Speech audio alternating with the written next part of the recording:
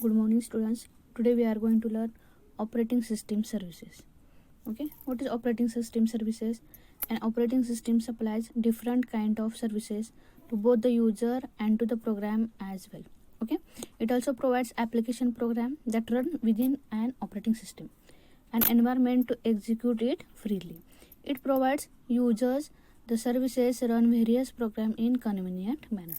Okay, it provides users the services run various program in a convenient manner. Okay, now you can see the list of services. Okay, first user interface, next program execution, file system manipulation, input output operation, communication, resource allocation, error detection, accounting, and security and protection. These are the operating system services which we are going to learn now. Okay, now first will be user interface.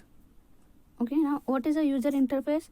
Usually operating system comes in three form of type depending on the interface. Okay, the types are command line interface, second will be a batch based interface, and third graphical user interface. Okay, now we are going to learn what is command line interface.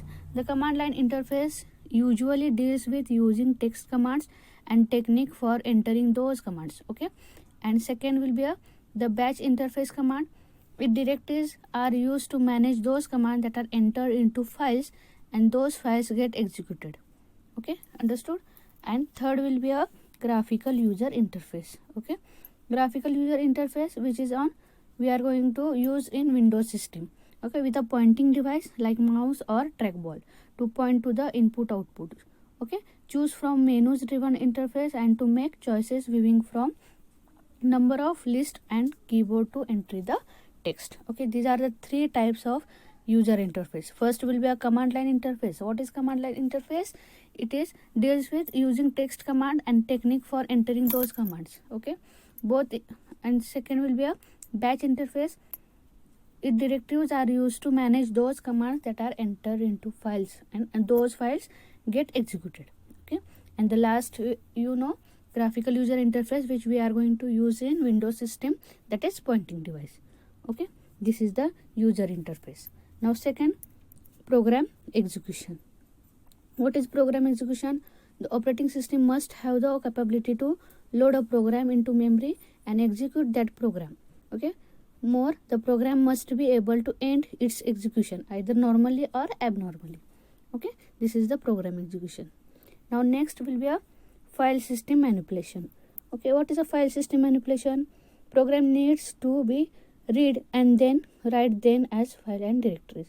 File handling portion of operating system also allows user to create and delete files by a specific name along with extension. Search for a given file and list file information. Some programs comprise for permissions management for allowing or denying access to files or directories based on file ownership. Okay, which we are going to learn. We are creating files, we are saving a file with a particular name with a extension. Okay, we are deleting files. This comes with a file system manipulation. Okay, next will be input output operation. What is the input output operation? A program which is currently execution may require input output which may involve file or other input devices for efficiency and protection. Okay, a program which is currently executing many requirement input output which we are using in a program. Okay, for efficient and protection. Okay, for that we cannot directly govern the input output devices, so the operating system provide input output devices operation which means read write. Okay, operation with any file. Okay, next will be a communication. What is a communication? Communication process needs to swap over information with other processes executing on same computer system or a different computer system can communicate using operating system support. Understood? This is called as a communication. Next, resource allocation. Okay, what is a resource allocation? When multiple jobs running concurrently, resources must need to be allocated to each of them. Resources can be CPU cycles, main memory storage, file storage, and input output devices. CPU scheduling routines are used here to establish how best the CPU can be used. This is called resource allocation. Now next, error detection. What is error detection? Error may occur within CPU, memory hardware, input output devices, and in the user program. For each type of error, the operating system takes adequate action for ensuring correct and consistent computing. That is called error detection. Okay, next will be accounting. Okay, what is accounting? An operating system keep tracks of which users are allowing how much and what kind of computer resources, okay, used for accounting, or simply the accumulate uses statistics. Okay, last will be a security and protection. Okay, protection includes an ensuring all access to system resources in a controlled manner. For making a system secure, the user need to authenticate him or her to the system before using, okay, which usually we are using for login ID and password.